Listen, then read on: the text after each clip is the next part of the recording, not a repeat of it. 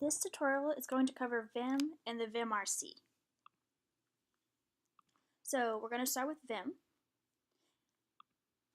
Vim is an in-terminal text editor that's useful when you're SSHing into another computer to do work.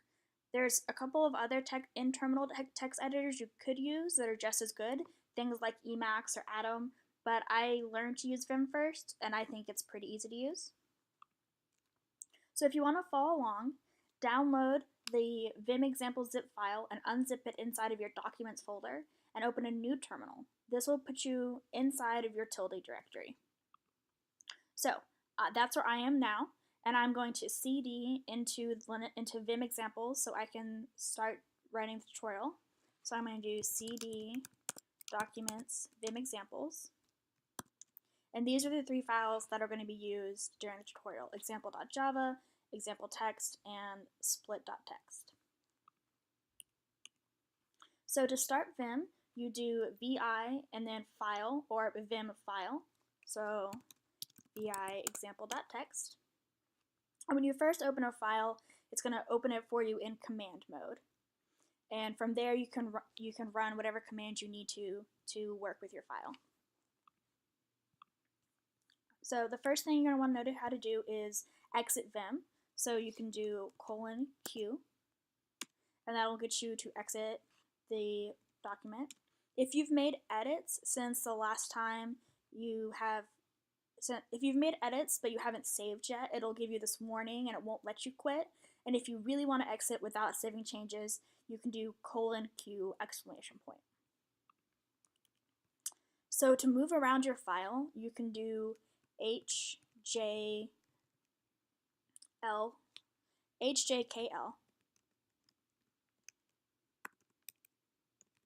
You can also use the arrow keys on most modern computers, which is really nice because I think the arrow keys are easier to understand what you're doing.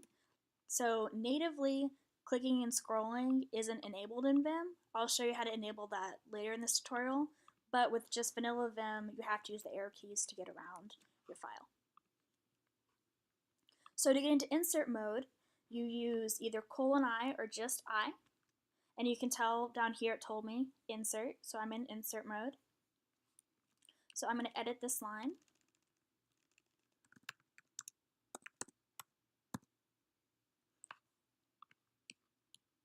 And now if I want to get out of insert mode back into command mode, I hit escape. So now it's just waiting for me to input whatever the next command is. If I do :W for write, that'll save my file, and I can see down here with this message that the file was written to.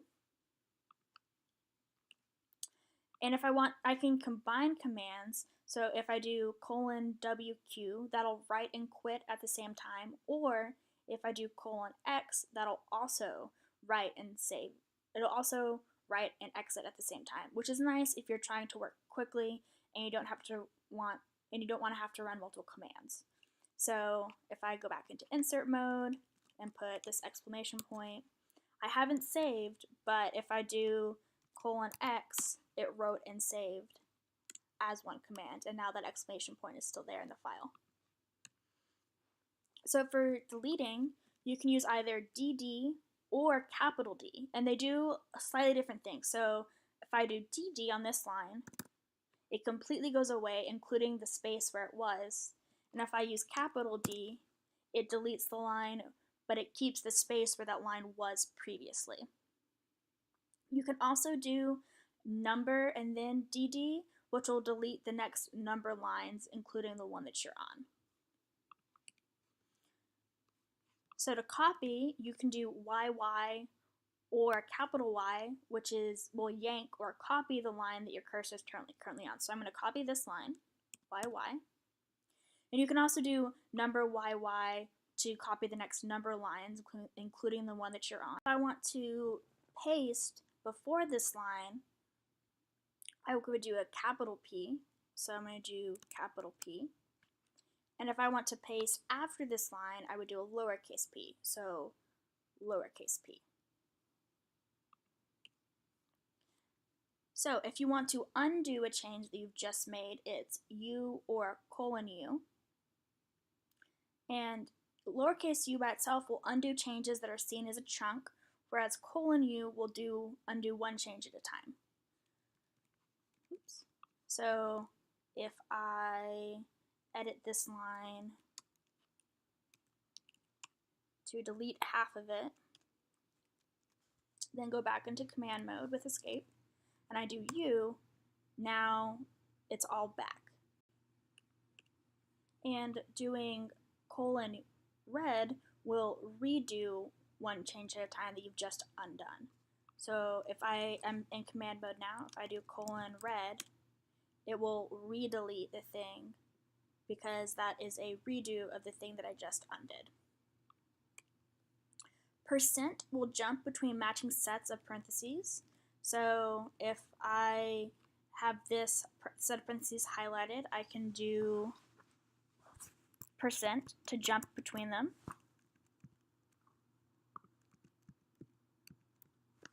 And you can see here the different sets get highlighted, which is nice. And it's useful if you think you've made a mistake in a program somewhere and now your braces or parentheses don't match.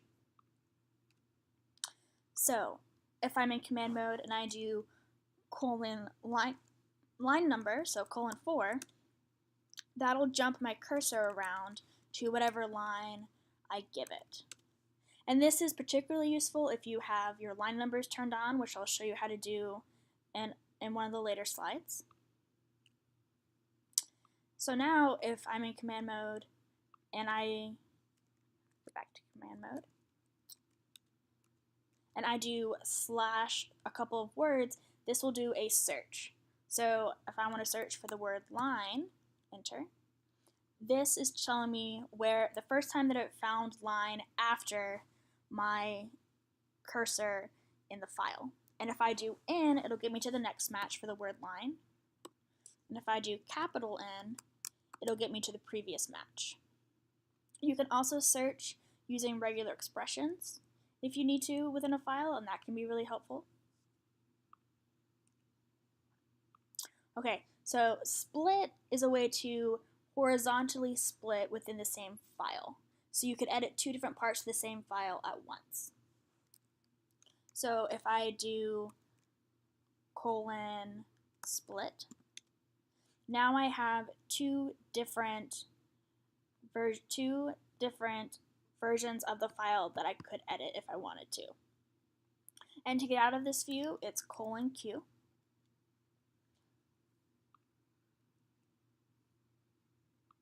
You can also do vsplit, which will split your screen horizontally. So vsplit. So between the two parts of between the two different splits, it's Control W, which will let you go between them. Okay, so a note about splits. You can also split with another file. So I can do something like split.txt, and now I have my original file on the bottom and split on the top. I can exit with Q, and I can also do vsplit split.txt. So my original file on the right and this split file on the left. And again, you can go between them using Control W.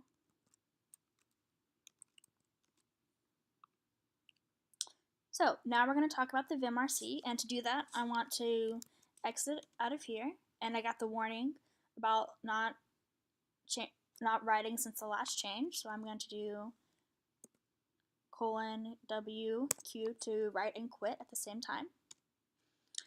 And I want to look at example.java because it'll be easier to see some of the things that I'm talking about in this file. So a vimrc is a configuration file for Vim, and it lives in your root directory in a file named .vimrc.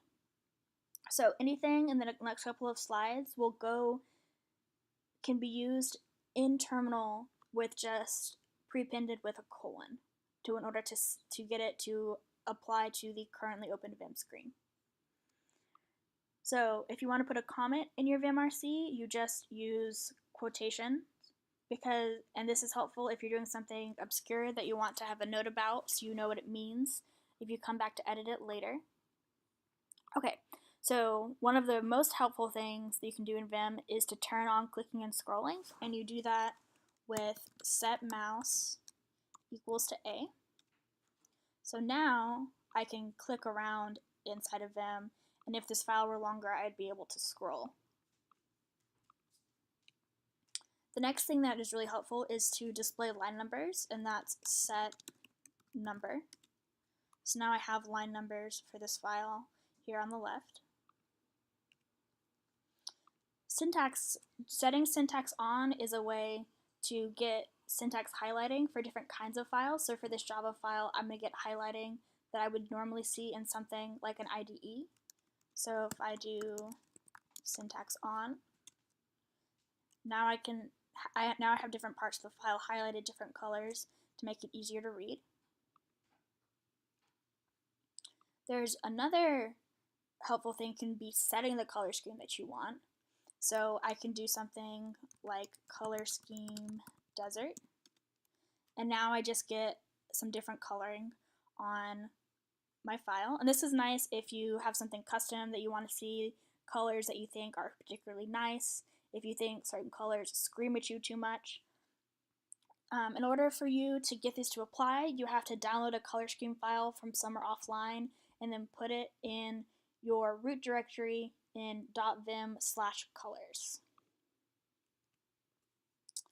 Another thing that can be helpful is set HL search, which will highlight matches whenever you search in a file. So I'm going to do set HL search. And so if I were to search for the word public, now the entire word is highlighted, so it's easier for me to tell where the matches are. I can also set incremental search, which will show matches incrementally as you type in a search query.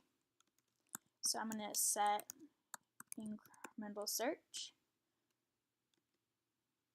So now if I do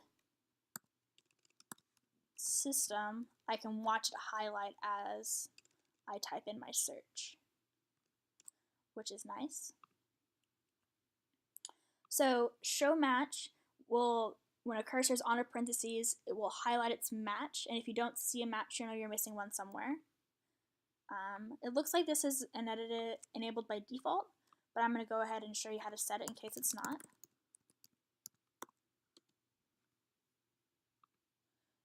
So like I said, this is useful in a scenario like this where I might have forgotten a brace and need to know where the starting one is. Okay, so this next part can be extremely helpful. This is IMAP. So IMAP is a way to map commands in insert mode. It's a way to map key combinations in insert mode into other key combinations. So if I do IMAP JJ escape, what that'll do is anytime I type JJ in insert mode, it'll act as if it were doing escape. So I'm going to go into insert mode, and I'm in insert mode, and if I do JJ, now I'm back into command mode. This is helpful because now I don't have to reach my pinky to do escape every time I want to, which I think will help my hands in the long run. So IMAP is for mapping in insert mode, and map is for mappings in command mode.